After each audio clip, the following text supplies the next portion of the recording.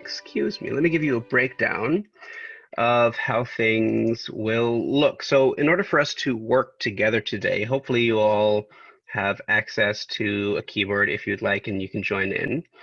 Let me share this now so you can take a look.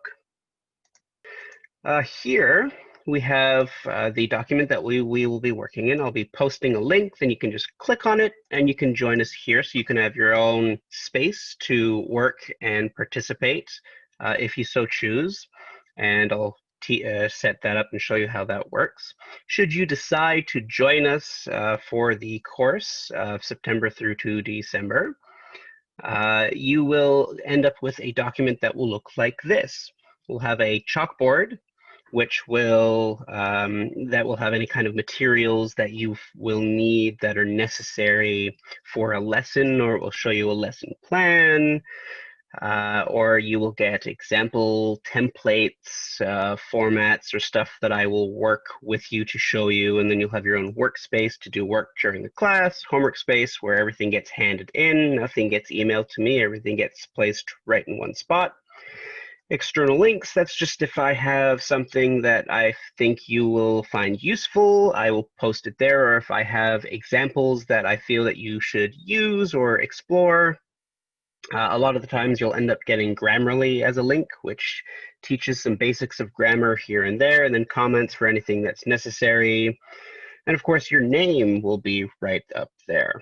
Your document will end up looking something like this. And one of my students here, they like to customize their chalkboard and workspace, which is perfectly fine by me. We even have some examples of things that we've been working on, a sample essay here. A lot of stuff has been moved to a different document, but as we work through, you'll see this handy-dandy table of contents that you can navigate through your workspace. And yeah, so things will end up looking like this. You'll get comments along the way. All my comments have been resolved on this document. And then, of course, you'll end up with your homework space where everything gets done. Usually there's spelling words just to help increase your vocabulary. And I have a very strong emphasis and focus on knowing the definition of a word and being able to define that word in your own words. If you can spell a word but don't know what it means, what's the point in knowing how to spell that word? It would be better to have a small vocabulary that you know how to use well rather than a large vocabulary that you do not know how to use at all. We will be taking a look at formal versus informal writing, various styles of writing. So if you want to have a sort of a genre to your writing, be it suspense, horror, fantasy, thriller, mystery, or anything of the sort, we'll look at writing. We'll look at writing journal articles, newspaper articles. The short story is what we'll start with today. Anything else very important to mention? Not quite. Okay, so for those wanting to participate and have their work viewed so we can work together, I am sharing the link with all of you right now. So you can all pop up onto the document. Once you have entered into the document, I will show you what you can do to give yourself your own little space. So once you are in the document, if you are joining us, up here you will see normal text. You're going to want to click on that and give yourself a heading number 1 or 2. Up to you. What did I do this one as? Title. Perfect. So heading 1, and then just type in your name. Name goes here. That way, everything will go in one spot so I can see, and then we can all take a look at each other's work as we are working on this unit today. So everyone come on in, join if you'd like, and then we are going to take a look at the beginning of our lesson. Any questions so far? No? Okay. So let us start with the lesson.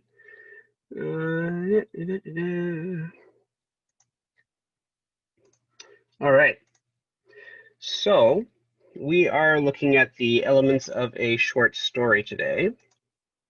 Is that a question or just a thumbs up? Sum up, just a thumbs up. Okay, thank you. I just want to be sure. So, I don't know what that is. Ojo, okay. Oh, undo that. No, I'm losing it. Erase.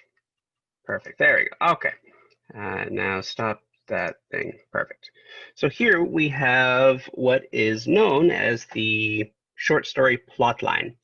The picture of the plot line that we see a straight line here, sort of triangle there, and another line right there. What does that sort of look like? Does that look familiar to anybody at all? If I were to double the image, does that look familiar to anybody at all, or?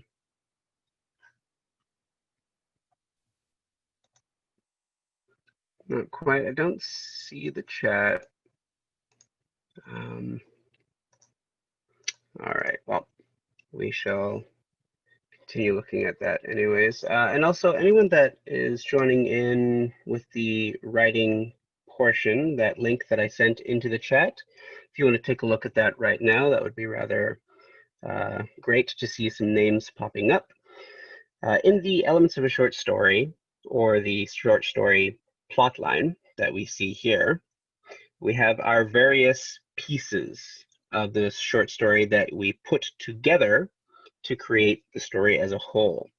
We all are familiar with how a story needs its introduction, its middle where everything's happening, and then it's the end or the conclusion, the denouement, resolution, the resolve.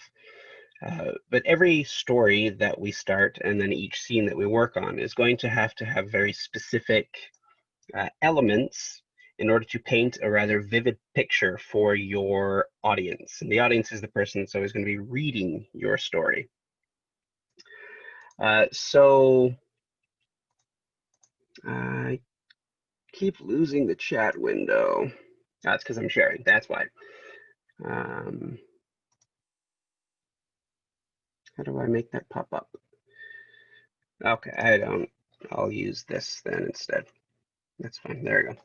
Okay, so when we introduce the beginning of our story, this is known as, to some, the exposition, to others, the introduction or the beginning. In a short story, it's the once upon a time, or for Harry Potter, Harry lived under the stairs, chapter 1, however you want to identify it, that is the beginning of our story. And when we first start our story, there are things that we need to know, or at least that the audience would like to see. So if you think of writing a short story as watching a TV show or a movie, we always have to have the opening of our movie or the short story be able to zoom in on a particular scene and show us people that are important or anyone that we're watching. So we don't just zoom in to watch empty fields or hills or nature by itself. We want to see something happening, an event. And usually these events are occurring to characters. So our characters are the people or things or animals that the story is going to tell us about. The narrative, which is the type of story that we're going to focus on, tells a story from different points of view. It could be from a character's point of view, someone within the story, or it can be an outside person's point of view. They're not quite a character, but they're known as a narrator. And we'll get into those specifics later. Oh, here's the chat. Okay, I can see that. That's great. Okay, any questions so far? Any comments, concerns before I continue? No? Okay. To check, is someone always keeping an eye out in case someone raises their hand and I missed that?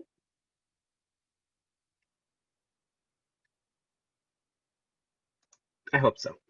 We'll just continue here. So when we develop characters, before we start writing a story, we usually want to have some kind of idea as to what we are or who we are talking about. As much detail as we can think of as we go is always the best plan or idea.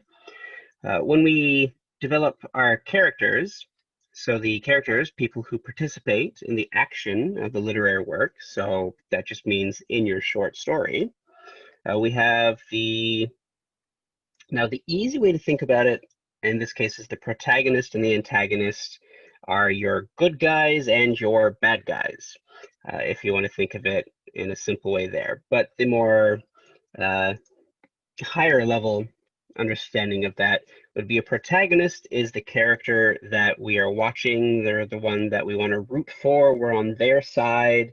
And the antagonist is the one that is providing opposition, or they are the obstacle or reason that our protagonist, our main character, wants to, they have to get over the problem that this character is providing.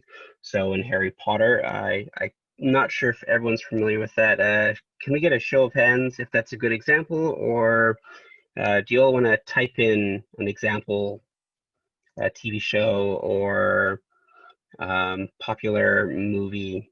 If Harry Potter works, then I'll just continue. If not, we can change our example. Yep, I've got a bunch of thumbs. Excellent. Okay, cool. So I'll just stick with Harry Potter for now because it's still quite a popular story. Losing my words there. So many windows. Okay.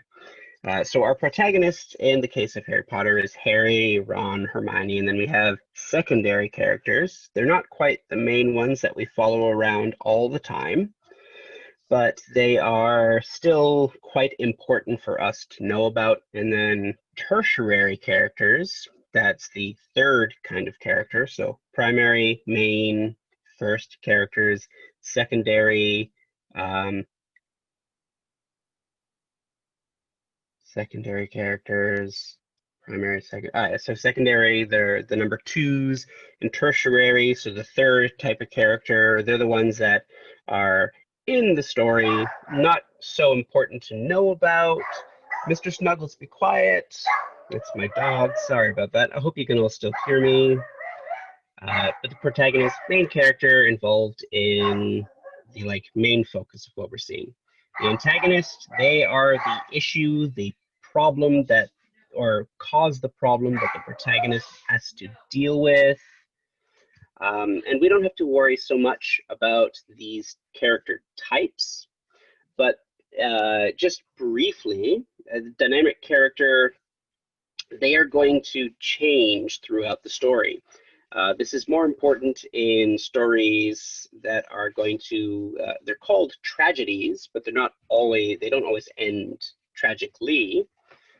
And then you'll have your static characters. They stay the same throughout the entire story, or they seem like they've changed, but they're still exactly the same.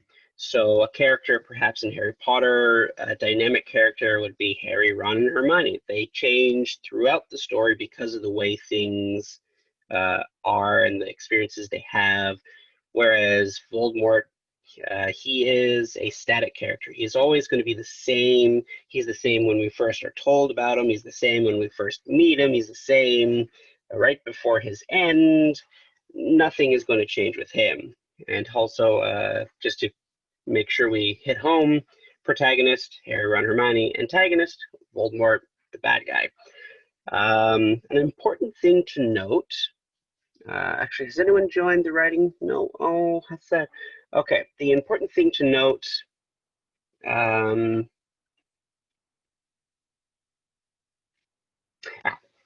we go. The important thing to note about the antagonist, it doesn't have to be a person It can be a force of nature or some mystical force. So King Arthur, when he has to pull the sword from the stone, in this case, the stone that's holding the sword is basically the antagonist, the problem, the issue that the character has to get over. Okay, moving on from there. So for those wanting to participate in the writing portion, if you all want to jump onto the written part, we're going to quickly develop a character or two. I'm going to see if I can I share multiple? No, I'll just switch over. Okay, so share open writing, there we go. And once again, you will be able to access this document with the rest of us simply by clicking on the link that I've left in the chat, and then we can develop something from there. So I'm going to create my section here, and now we can create a character. So let's make a protagonist. Any examples or ideas of what kind of protagonist we want? Is it going to be a human being? How old are they going to be? What color hair do they have? Do they have a favorite hobby? Are they magical, mystical, wonderful? I don't see it. Okay, I'll figure that out later. So if no one has any character ideas, we can create, let's say penguins. I'm thinking Madagascar, so let's take 3 penguins there. We're going to have 3 penguins. Let's underline and bold that. 3 penguins. So they're going to be our protagonists. There we go.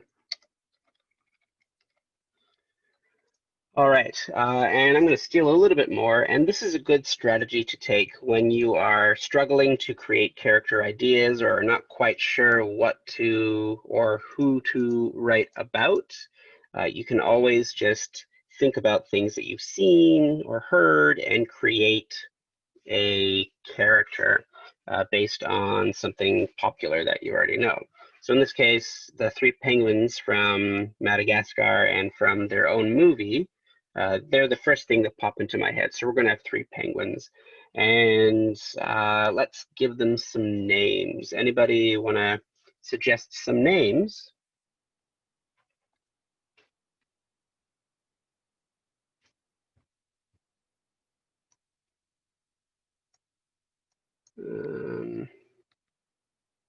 Why can't I see the chat right now?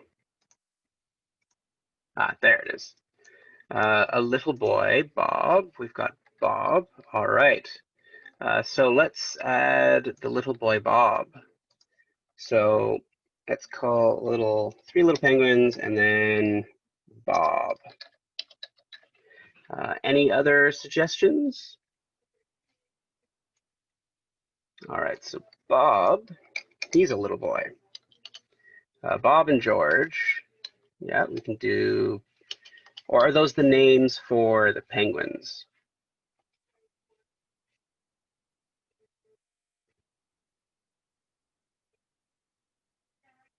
Names of penguins. All right, so we're going to call one of the penguins. We have Bob or Bobby. So we'll call him Bobby, aka also known as Bob. We'll name one of the penguins George. And then the last penguin we're going to name Tommy. Tommy, I didn't finish the aka there. Bob. And let's give them a last name. Let's think here. Penguins like to waddle. They waddle when they walk. So let's call them Waddles. They're all going to be brothers. Our three penguins are Bobby, George, and Tommy Waddle. And they're the Waddle brothers. Okay, so three characters, all good guys. Any other characters you think we should add in, or are we happy with our three main penguin characters? And feel free to chime in on the chat. That works just as well.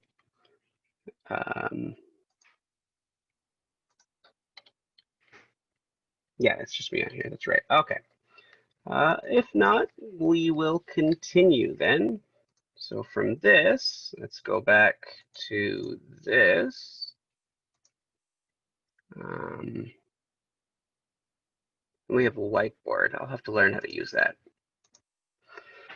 So with our characters, we're going to need a conflict, an issue, something that these characters are going to struggle against. So with our protagonists and whatnot, we'll come back to an antagonist, figure out what the problem is going to be before we give the antagonist within our character, our story. Why won't you let me? There we go. So the conflict. A conflict is, this is where we find the opposition, the obstacle our characters have to jump over. They have to go above and beyond. It's going to be, we find out, like, there's going to be many conflicts as you go along in the story, but there's going to be one main reason, something that's going to cause the characters in your story to have a change in their daily routine, in their activities that they would do normally. It's going to, some will call this the call to action, and I quite like that one. It's like getting a phone call, like Superman picking up the phone and help, the president needs you, or there's a burning building and we have to get the people out. It's the phone call from the world or the universe, or someone, something is saying, okay, we've got to solve this problem, let's solve it.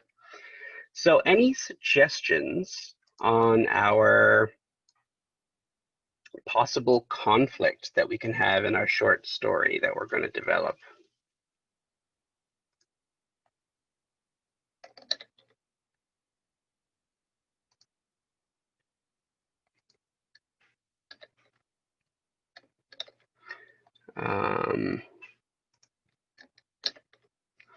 Why won't it let me open up the chat? It keeps closing it. That's sad. Why would you do this to me? Okay. So let me see if I can find the chat window.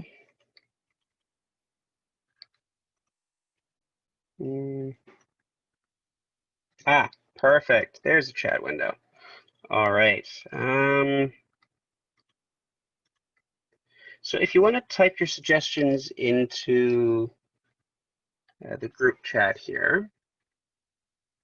Ah, there it is. Perfect. It only pops up when you guys have said something. That's very useful. Humans are hunting animals down, so the penguins have to run away. Swim away. Okay, that's a good one. Anybody else have any suggestions? Or are we going to just stick to Elena's suggestion of making the penguins run from hunters?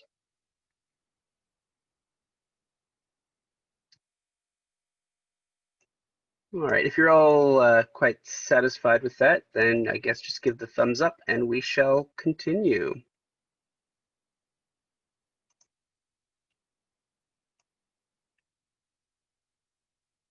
Or are we typing? All right, I got one thumb up. Perfect. 2. Thank you, Marcus. Oh, Marcus, you're on 2 pages. That would explain that. Okay. Ah, that's easier to see now. Wonderful. All right, so we are going to have, as our conflict, humans are going to be chasing down our penguins. Nasty humans. Okay, so let's move from here. Oh, let's first go over the slide of conflict. So conflict, we have here the struggle between opposing forces. And that's going to be your protagonist and antagonist, or your protagonist against a force of nature or supernatural, maybe ghosts. But in our case, we have our protagonists, the penguins, against a group of people, humans.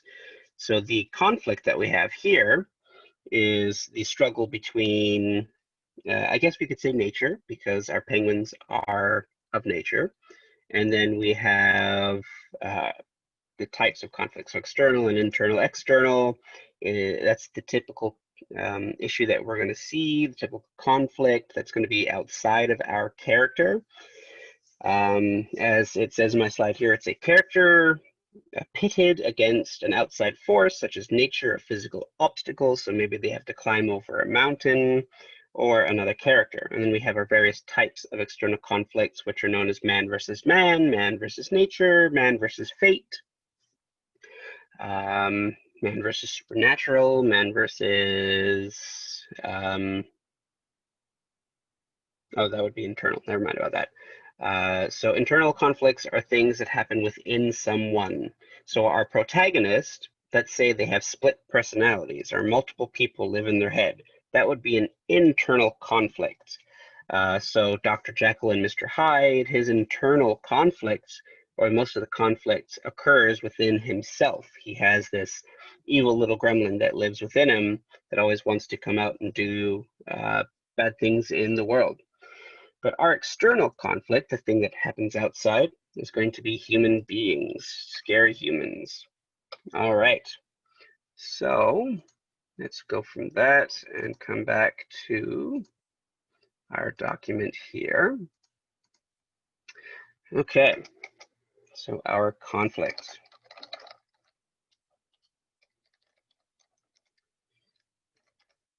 That's still bolded, but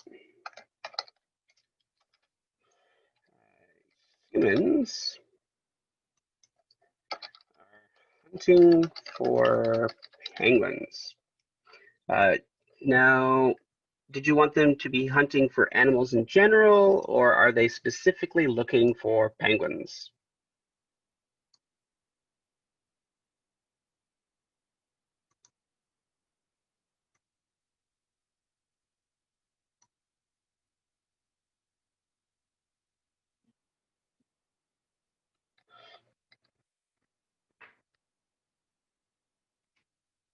Okay, for now, we'll just keep it that they're specifically looking for penguins then. So humans are hunting for penguins. Anything specific about that we can think of? Like, are they hunting for them with cars and trucks and helicopters? Do they have dogs with them? Like, how are they doing this thing? Any suggestions? Go right ahead and type those in. Now we should probably develop a little bit about our protagonists, but let's just add in our antagonist. In this case, we know we have multiple. So, humans. And let's try and give some of these humans names, or we'll just give them numbers. So we'll call them 1 and 2 and 3 and 8 and 7. Random numbers, just so we can identify them in some way. We have to be able to point them out, or we can, or Bobby, George, and Tommy can all name the humans themselves within our story. It's fine. We will eventually add to that. So since we have our conflict, humans are hunting for penguins, we'll have to figure out how we end up putting that into our short story. But from here, now we need the introduction. Cars and trucks. All right, with traps. Okay, I see your messages only when I stop sharing my screen. So sorry for the delay there. If you want to get my attention a little faster, type to my camera instead of my main, and then I'll be able to see the messages from the screen that gives me my camera. So with traps, cars and trucks and dogs, okay, these are scary humans. cars and trucks. They have hounds as dogs. They set traps. All right. And of those traps, can we think of any kind of funny traps that we may want?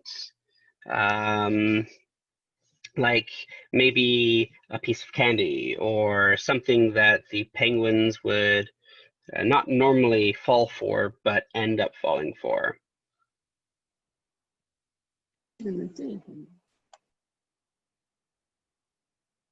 What was that, Louis? Was that to me or?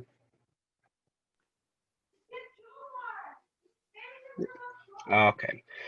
All right, so we'll think of something like that. Maybe special and rare fish.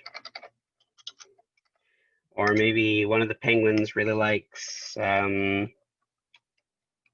don't know, let's say chocolate. Because that's always a good trap. If there's chocolate in it, I'm going to fall for the trap. Okay. Any other suggestions there? Oh, wait, you don't, am I not sharing my screen? Cake, right. Okay, yes. Cake. So I'm not sure if you're all following along in the document, but I'm going to bring the screen back up. There we go. Perfect. All right, so we have now our the traps. One of them is going to be cake for sure. You know what? I'm going to combine it with my trap here, and it's going to be chocolate cake. Evil humans using something so wonderful to trap us. All right, and they're going to end up swimming away. So that's how they're going to solve the problem. We'll make a note of that when we get to it. So back to our, so many clickety clicks. There we go. Okie dokie. So here, the conflict we've developed. Now we have to go to the exposition or the introduction, the beginning, the first stage where it's our once upon a time. We are setting up our environment. Excuse me. Exposition, important background information. Did I cover that just yet? Okay. So as I said at the beginning, when we first get our story or introduce the story to our audience, the person reading your story, we want to be able to give them a picture that they can form in their head. Not everybody sees pictures in their heads. That's quite normal for some, but we assume that the reader can paint the picture in their head, or if they were going to literally paint a picture based on what you give them, the introduction of that short story, we want some kind of imagery, something to show the reader what they are seeing. So if we are going to paint an image at the very beginning, we want to do that the best way we can. So let's set that up. The screen share again here. Okay. So setting. Okay. So when we are creating a setting, who wants to tell me what the setting or what a setting is? What is included when we are developing or creating a setting?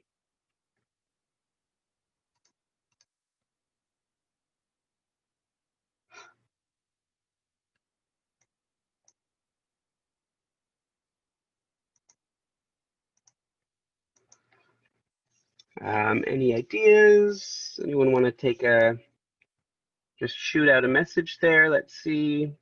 It's perfectly fine. It's better to give an idea and it be wrong or not quite related than keeping it to yourself. As long as you give that try providing some kind of answer, regardless if it's right, wrong, in between. The effort that you put forward is always going to help you exercise and get used to taking that chance. If you don't take the chance, you'll never know. So what would we see or get in a setting? What does that mean in a short story or any kind of story or even any kind of piece of writing? What kind of things do we see in setting? All right, well, I'll take a look there later. But for now, let's go back to the elements of a short story. And from here, where did my, not in here, I think I have it in another one. In terms of setting.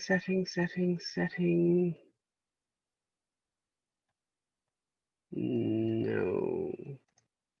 Okay, well then I'll just put it together myself.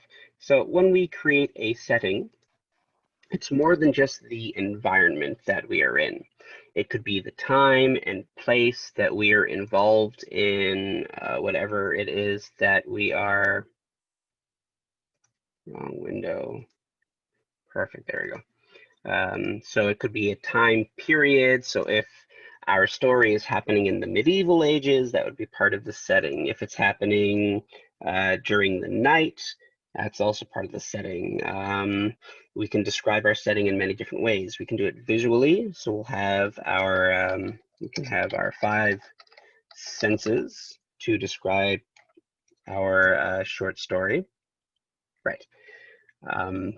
So what are our 5 main senses, the big ones that we use every day? There are more than 5 senses, but we can divide almost all of our senses into the big 5.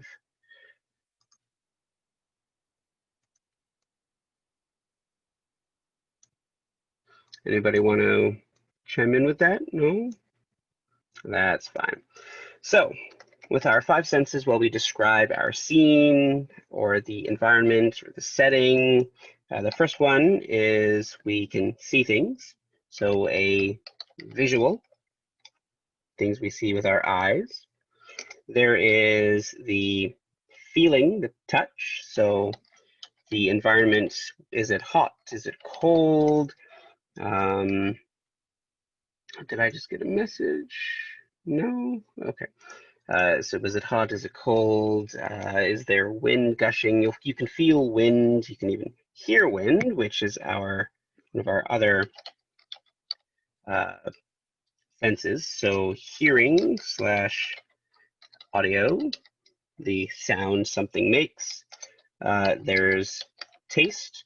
Usually you don't taste your environment, but sometimes after a nice rain, you can taste something crisp and clear in the air, or maybe it's gross out because it was really hot or whatnot. And what is the last sense that I'm missing? We have, what's the last one? Anybody? No? We have smell, which is always a nice thing to include. Smell is one of our strongest senses. You may think it's possibly sight, but smell, the scent of something, this is a tip for you if you're trying to study for a test and you have certain smells and have those same smells while you are taking your test, you'll be able to remember more while you're doing your test. Scent memory is what that's called. If you're drinking chocolate milk and have that during your test as well, and have the smell of the chocolate milk and the taste of the chocolate milk, you'll remember even more. Memory hacks, very cool stuff. So when we describe our setting, we usually want to use some of the physical aspects, our visual, feeling, auditory, the hearing, if there's a taste in the air, or even a smell that we can get, as much information that we can. We don't have to provide all 5, but if you find a way to do so, that's perfectly all right. Once we have created our setting and worked from there, let me see here. We can develop characters later, setting, anything else. Oh, look at the time. Okay, let's try and move on. Any questions, comments, or concerns so far, everybody?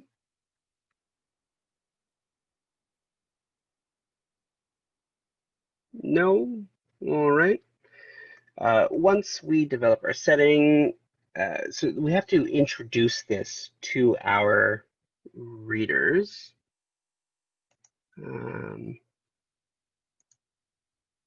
Right, okay.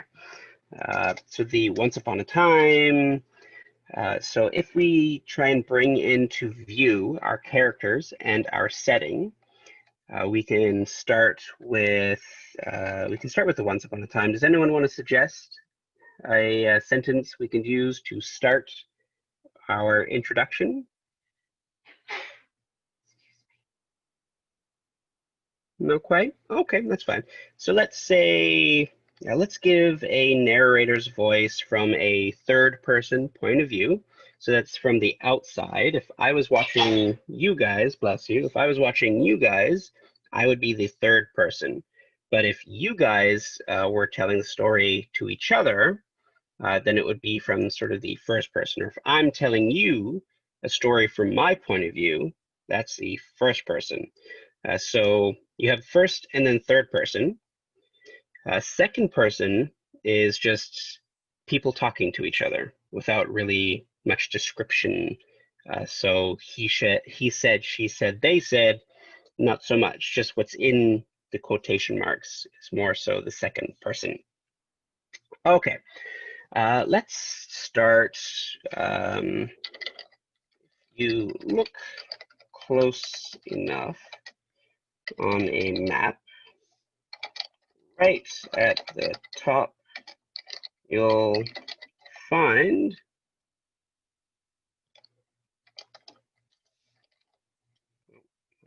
documents being slow.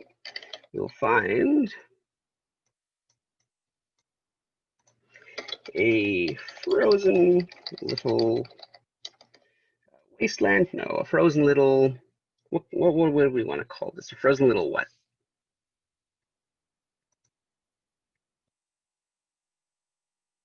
Anyone? No? Okay, let's go for a frozen little, and we'll use a bit of juxtaposition here. Sorry, no, where you use a bit of contrast. A frozen little expanse of snow, hills, and valleys. This is the Antarctic.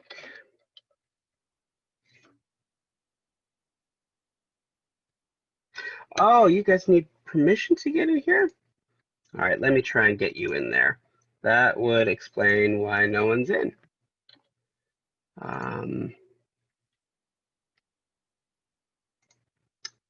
Okay, that's my mistake. I should have made it open. I thought I did. That would explain why no one was in. You all needed permissions. That's my mistake. I apologize. With the time we have left, we'll try that next time for those who join in. But you'll actually have a link sent to you in your own personalized area to write in. So that's definitely my fault. Sorry about that. I swear I set it up that way, but I guess it didn't work out. Okay. The Antarctic, there you go. This is the Antarctic, home to three brothers. Penguins,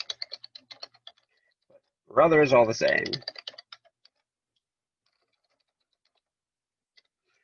All right, so in our very first two sentences, we are trying to grab the reader's attention, give them something to focus on. So first we try and get them to picture a map, or you could even replace this with globe if you want, give them something rounded instead of something flat. Excuse me. Then we direct their attention where we want them to look. Right at the top, you find a frozen little expanse of snow hills. I meant to write snowy hills and valleys. And then we tell them where we are. This is the Antarctic, home to 3 brothers, penguins, but brothers all the same. So now we know that we are watching penguins. We could even add some description of these penguins, of the Antarctic, which is very cold. We know that this is going to be very cold, but of course we can describe the type of cold, if it's a biting cold, a chilling cold, a burning cold. Cold can be quite a few things. Okay, sounds good.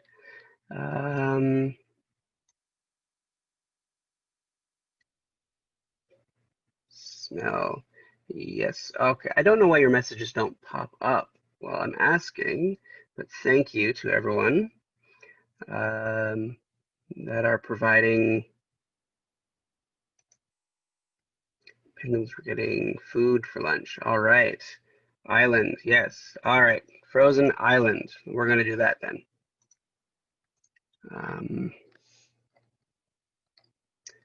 You guys are still here. Perfect. But I can't get rid of this now. Okay. Frozen little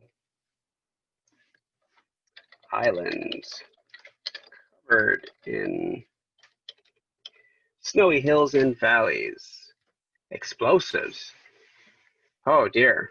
Okay, let's add that to the list.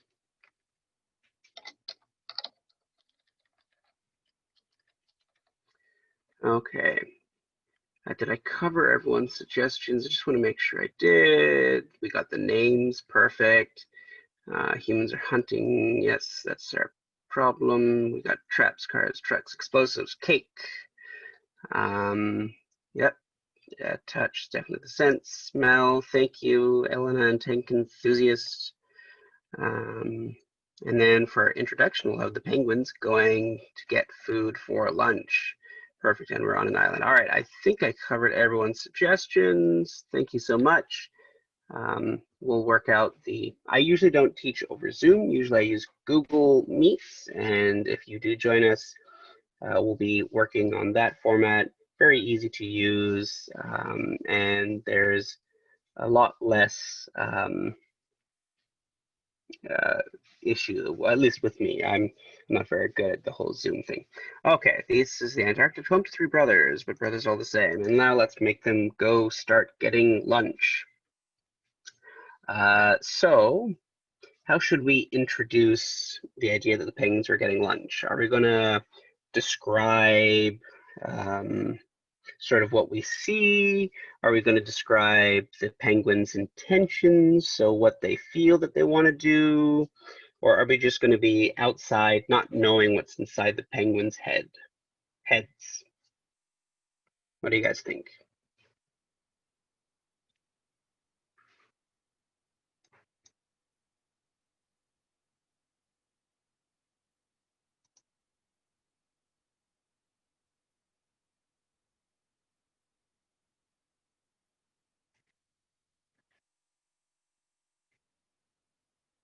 No? Okay. Well, I'll keep watching for your suggestions and hopefully they pop up. All right, so let's get them to start going for lunch. From a snowy cave, one can see 3 sets of tiny footprints leading to a small lake.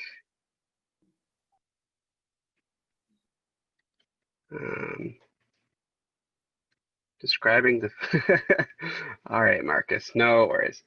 From a snowy cave, one can see 3 sets of tiny footprints leading to a small lake that opens up into the Atlantic Ocean.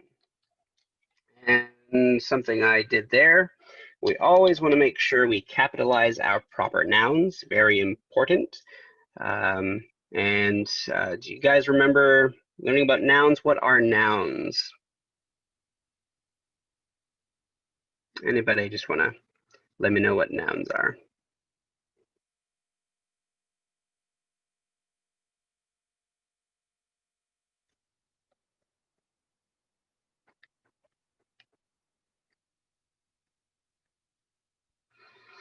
No, all right, so just as a recap, just in case you guys don't remember, nouns are persons, places, or things. The main diet of penguins consists of krill, as well as fish and squid. That is correct. Do we want our penguins to be very realistic and hunt for krill and fish and shrimp? I mean, squid, there we go. Or are they, I think that would be easier to write about, but we can always change that if we want, but I like your thinking there. We'll stick to that. So nouns, persons, places, or things.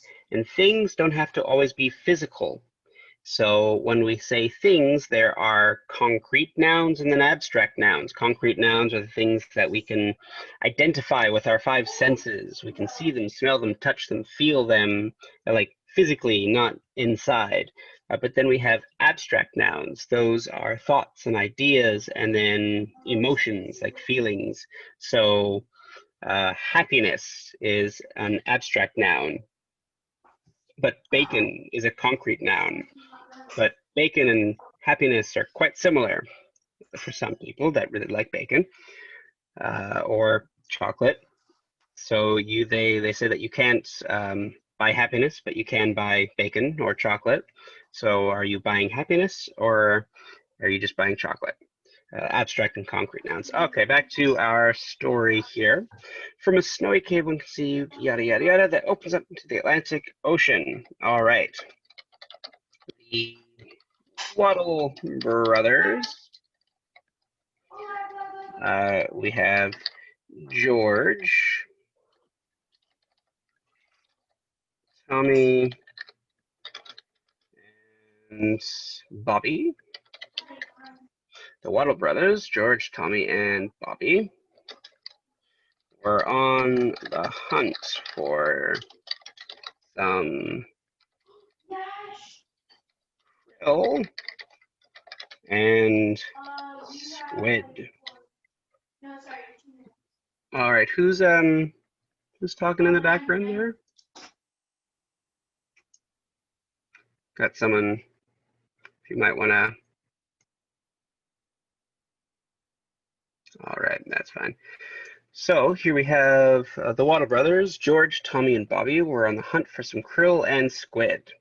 Now there are some things that we might want to do with our opening paragraph here. There are some, we've got plenty of visuals so far. We might want to add some things that we can hear, the feeling of the area, maybe if there's a taste or a smell.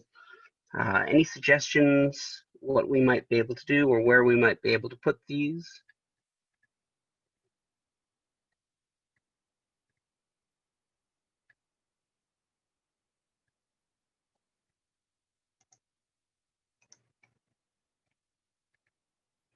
Not quite?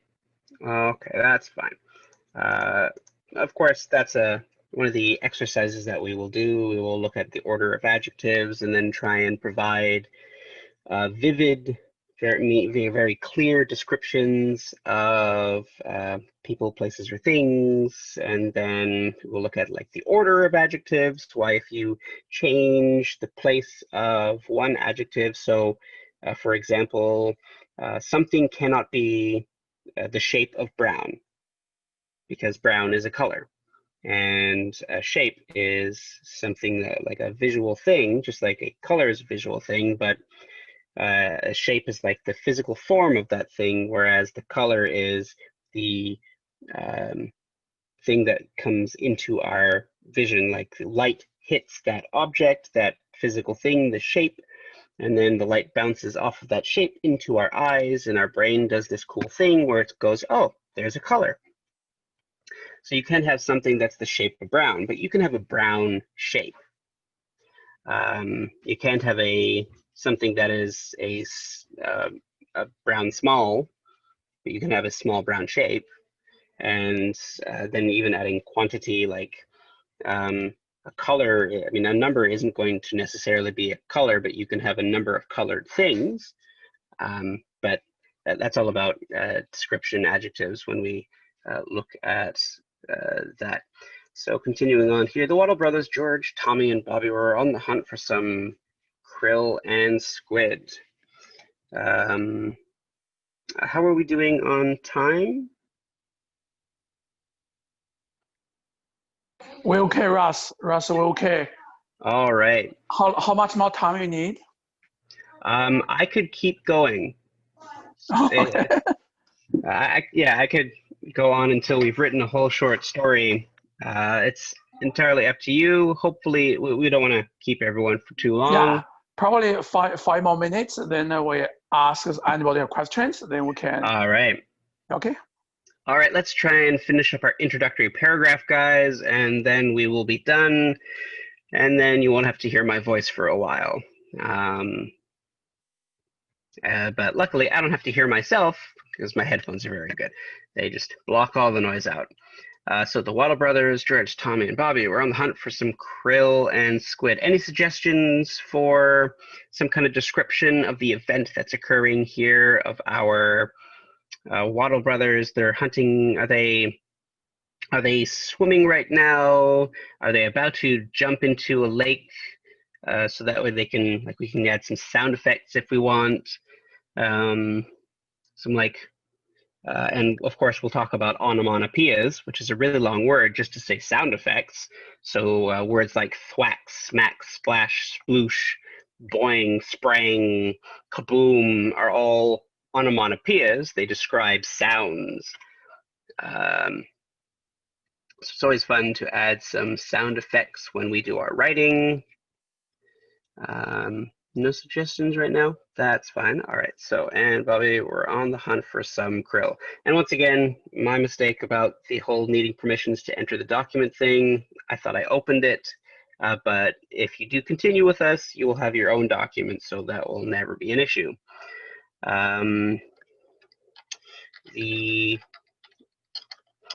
They sprang towards the open water, and a rush of I see the sound of one of, two of, or all three of the penguins jumping into the water to commence their hunt. Yeah, we could have multiple sounds. So how would we like to do that?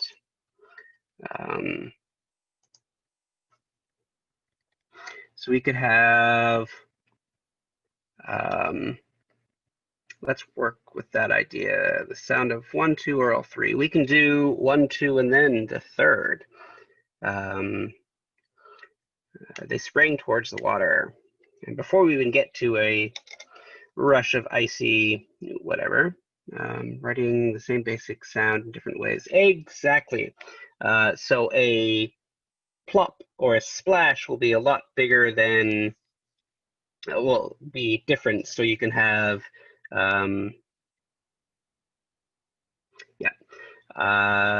same basic sound, different ways. Either like one of the brothers themselves, they could all be a little bit different. We could say that one of the brothers, like Bobby, he's a very skinny, thin penguin. So when he jumps into the water, it might just be a little drop.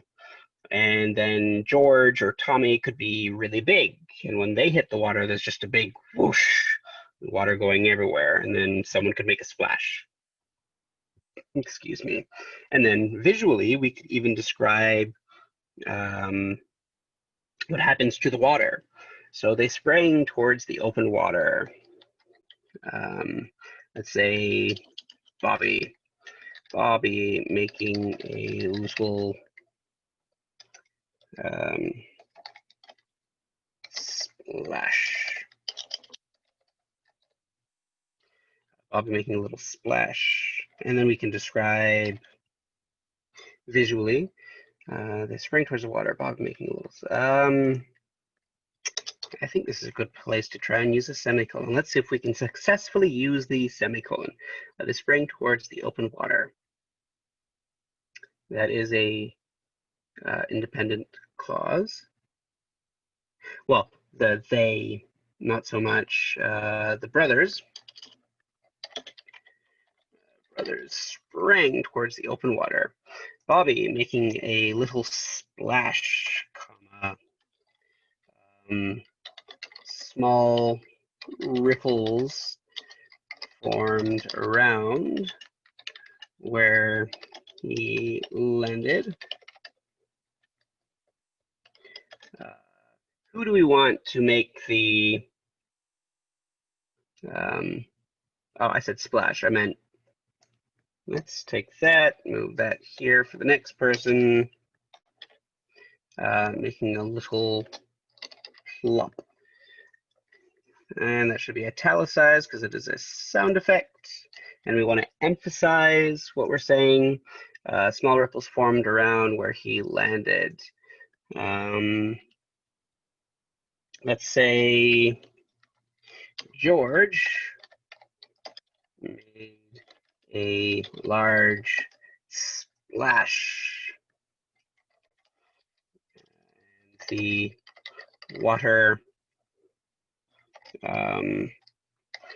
burst from the river where he landed with small ripples. Did I not?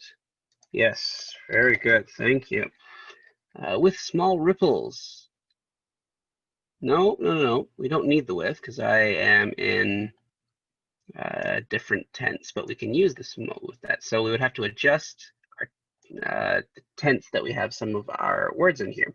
So what would we have to adjust? Forming around. Perfect. With small ripples forming around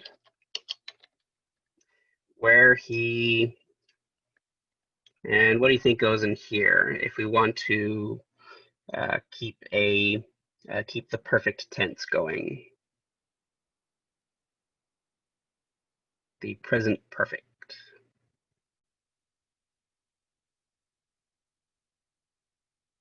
That's fine. Tenses always bother me too. With small ripples forming around where he had landed. George made a large splash and the water burst from the river. And we don't have to be redundant. Water burst from the river. And then we'll say that,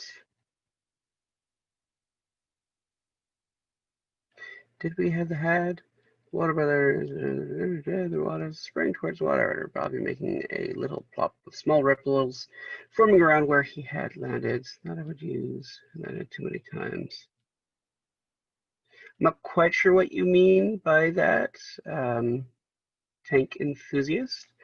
Where around he landed. George made a large splash and the water burst from the river. And finally, Tommy hit the water with a smack because he belly flopped into the lake. All right. Oh, wait, no, we can use this instead. Okay. Now we have a visual description with some sound effects going on. The brothers sprang towards the open water, Bobby making a little plop with ripples forming around where he had landed. George made a large splash and the water burst from the river. And finally, Tommy hit the water with a smack because he belly flopped into the lake. I am our camera. This is my camera. My main is where my sound is coming from and where I'm doing the rest. I've got two screens going, that's why. Icy cold lake, perfect. Let's grab that. See, open water sprang towards the icy cold lake. There we go. With a smack, the belly flopped into the lake. All right. And now we can continue with the previous thought here. Rush, or actually, no, let's change the thought. The chill of the lake was ever familiar to the brothers. and they welcomed it because it signified that the hunt was on. All right. So that's a rather decent introduction. We first brought our setting and characters into view. We provided some background information just to fluff up our story. We could have said all of this really easily. We could have said, in the Antarctic, 3 penguins are about to go swimming in a lake to go fishing. But instead of saying it so simply, we use a narrative voice, someone to tell the story. In this case, a third person, possibly omniscient writer. We're not quite sure if our narrator knows what's going on or everything going on inside our characters' heads. But you could have a third person limited narrator who only knows what they see. So this could be from the point of view of like someone that's been watching the whole thing, or if any of you have ever read Franklin, Franklin's never really narrating his own story. I believe the person narrating the story, Franklin's life, is actually his mother. I'm not 100% sure, don't remember. But since she knows her son and she knows his thoughts, then she can actually tell us about Franklin's thoughts and feelings, probably because Franklin told her the thoughts and feelings that he may have had. All right, so we have our introduction, and thank you everybody for your comments. Yeah, and that's essentially how we start our short story, and we would be developing it further as we go using our short story plot line. So we have here we go. We have developed our setting, or at least introduced it in our exposition. And we have introduced our 3 main characters, our protagonists. We don't have to worry so much about theme. Theme is, yeah, you don't have to worry so much about that, but that's like if you want to try and teach a lesson, you can replace theme with genre. So if there's going to be a suspense element to your short story, not too important. But we have begun, my brain, we have begun our introduction to start setting up the story so that way we can introduce what the issue is going to be, the conflict, where our characters are going to get their call to action, the thing that's going to force them into a change in their everyday routine, or maybe interrupt their hunt in this case. So from them hunting fish and krill and squids to becoming the hunted. Yeah. Okay. So that's it for now.